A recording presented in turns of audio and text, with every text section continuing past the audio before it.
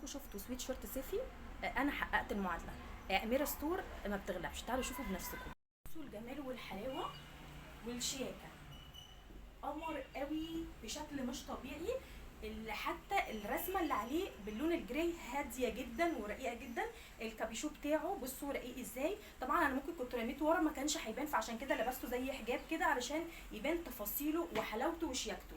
طبعا خامته تجنن وسعره يجنن، يلبس لارج، ولو حد املى مني شويه هيلبسه عادي جدا. لبسته زي ما انتم شايفين كده على سويت بانس ابيض، على اساس انه يبقى طقم كاجوال، ينفع طبعا خروج نادي، ينفع خروج على السريع، نازله تشتري حاجه، تعملي حاجه، عايزه حاجه مريحه ومرحرحه، ده هيبقى اختيار الامثل بجد.